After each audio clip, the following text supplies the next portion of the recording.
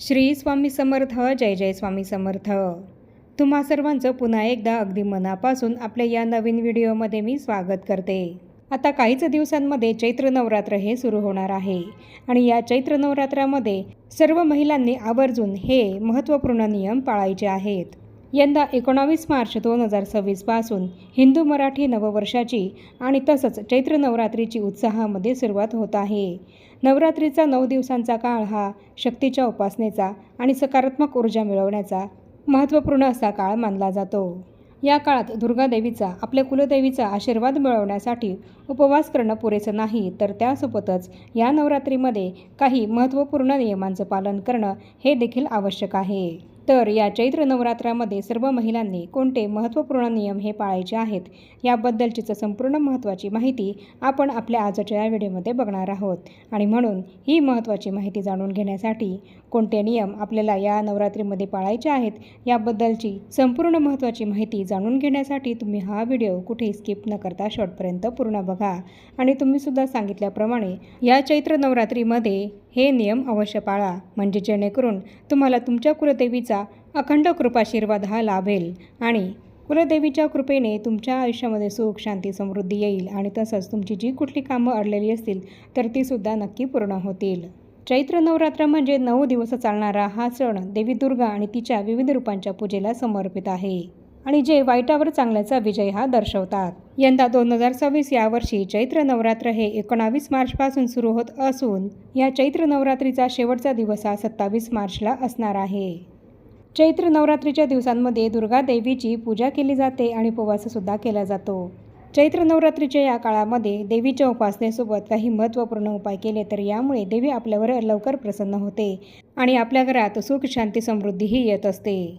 त्याचप्रमाणे आपल्या घरामध्ये ज्या काही आर्थिक अडचणी असतील किंवा आपली अत्यंत महत्त्वपूर्ण कामं जर अडलेली असतील, जसं की मुलांचा विवाह असेल किंवा त्यांच्या शिक्षणामध्ये, नोकरीमध्ये, करिअरमध्ये काही अडचणी या जर त्यांना येत असतील किंवा विवाहित दाम्पत्यांना संतती सुख हे प्राप्त होत नसेल, तर अशा ज्या काही सर्व समस्या असतील तर त्या सर्व समस्या, या अडचणी, हे प्रश्न आपल्या कुलदेवीची सेवा केल्याने मार्गी लागत असतात. आणि म्हणून या चैत्र नवरात्रामध्ये आपल्याकडनं होईल तितकी सेवा आपण आपल्या कुलदेवीची जरूर करावी.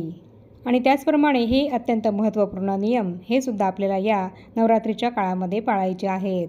यंदा चैत्र महिन्याच्या शुक्ल पक्षाची प्रतिपदा तिथी ही 19 मार्चला गुरुवारी सकाळी 6:52 सुरू होणार आहे आणि दुसऱ्या दिवशी म्हणजेच 20 मार्चला सकाळी 4:52 ही तिथी असेल.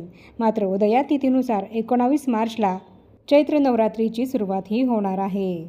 नवरात्रीमध्ये दुर्गा देवीची, आपल्या कुलदेवीची पूजा केल्यामुळे आपल्या आयुष्यामधील सर्व समस्या दूर होतात आणि त्यासोबतच आपल्यावर आपल्या कुलदेवीची, दुर्गा देवीची कृपादृष्टीही कायम राहते. आणि तसंच नवरात्रीच्या दिवसांमध्ये तुमच्या घरातलं वातावरण हे सुद्धा शुद्ध आणि सकारात्मक होत असतं. आणि म्हणूनच या चैत्र नवरात्रामध्ये तुमच्याकडे घटस्थापना ही तुम्ही करत असाल किंवा नसाल तरीही या काही गोष्टींचं, या काही नियमांचं पालन हे आपल्याला करायचं आहे आणि या काही गोष्टी आपल्याला आपल्या घरात करायच्या आहेत.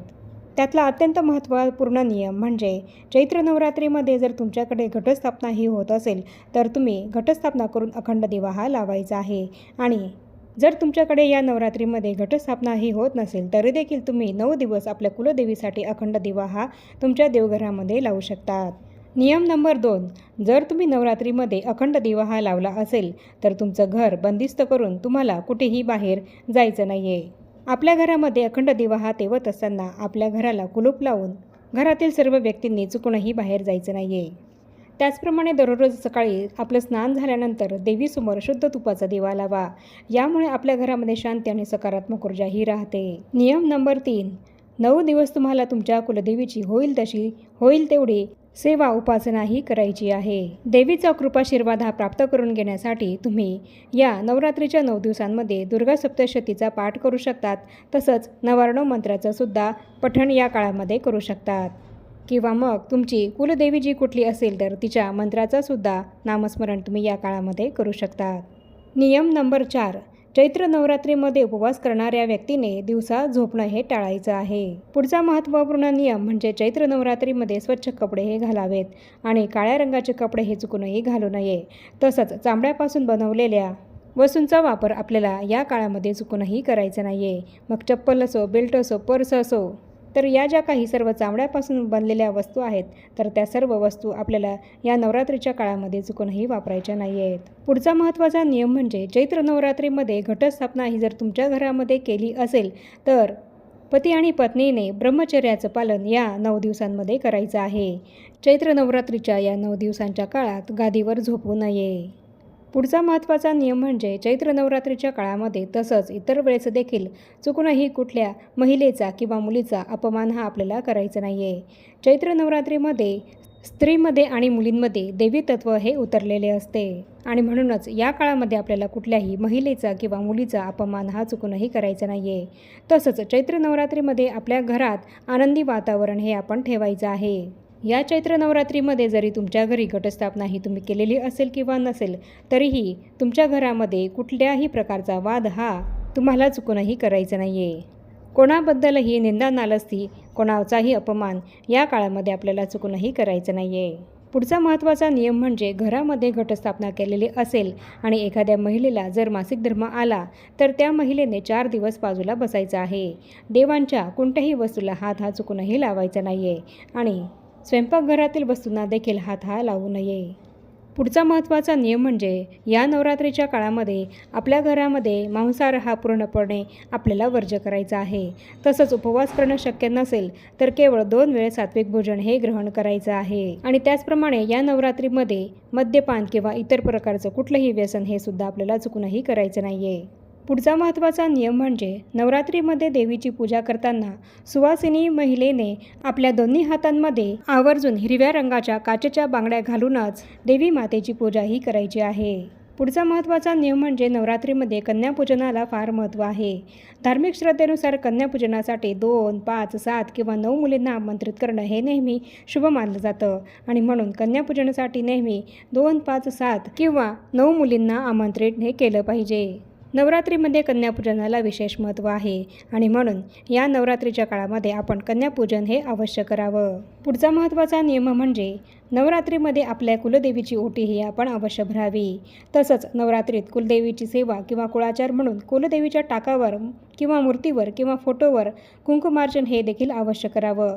त्याचप्रमाणे तुम्ही देवीला लवंगाची माळ ही देखील या नवरात्रीच्या 9 दिवसांमध्ये कधीही घालू शकतात. पुढचा महत्त्वपूर्ण नियम म्हणजे नवरात्रीच्या या काळामध्ये विशेष करून जे लोक उपवास करतात तर त्यांनी केस आणि नख हे चुकूनही कापू नये. नाहीतर असं केल्याने देवी माता ही आपल्यावर नाराज होऊ शकते. पुढचा महत्त्वपूर्ण नियम म्हणजे नवरात्रीच्या पवित्र दिवसांमध्ये खोटे हे आपल्याला चुकूनही बोलायचे नाही आहे. कोणालाही शिवीगाळ ही सुद्धा करायची नाही आहे. नेहमी आपल्याला खरं बोलायचं आहे. सर्वांशी आदराने वागायचं आहे आणि शक्य झाल्यास वादविवादापासून दूर राहायचं आहे. रागराग, चिडचिड ही सुद्धा आपल्याला आपल्या घरामध्ये कोणावरही करायची नाही आहे. आपल्या घरात अपशब्द हे सुद्धा आपल्याला कोणालाही बोलायचे नाही आहेत. त्याचप्रमाणे या नवरात्रीच्या 9 दिवसांमध्ये आपल्या घरामध्ये एखादी सवाष्ण महिला आली किंवा एखादी छोटी मुलगी आली तर तिला आपल्याला असंच पाठवून न देता तिला काहीतरी खायला प्यायला द्यायचं आहे. काहीच नाही शक्य झालं तर निदान हातावर थोडीशी साखर ही तरी आपल्याला त्या महिलेला किंवा त्या मुलीला अवश्य द्यायची आहे. कारण या नवरात्रीच्या काळामध्ये कोणत्याही रूपामध्ये देवी माता आपल्या घरी येऊ शकते आणि म्हणूनच कुठलीही महिला किंवा कुठलीही मुलगी आपल्या घरी आली तर तिला आपण असंच न पाठवता तिला यथाशक्ती आपण काहीतरी खायला प्यायला हे अवश्य द्यायचं आहे. सवाष्ण महिला असेल तर तिला तुम्ही हळदी कुंकू हे लावा आणि तिची पूजा करून तिची ओटी तुम्हाला भरता आली तर तुम्ही ती अवश्य भरा.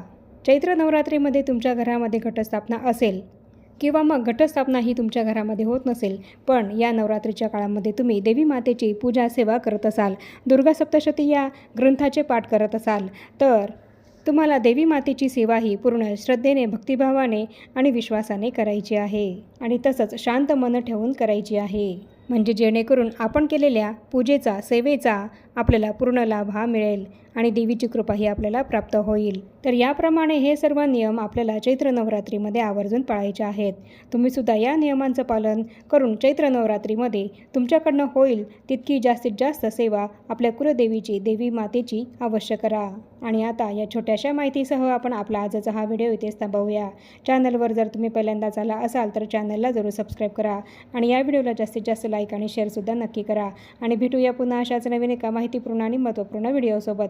तोपर्यंत सर्वांना श्री स्वामी समर्थ.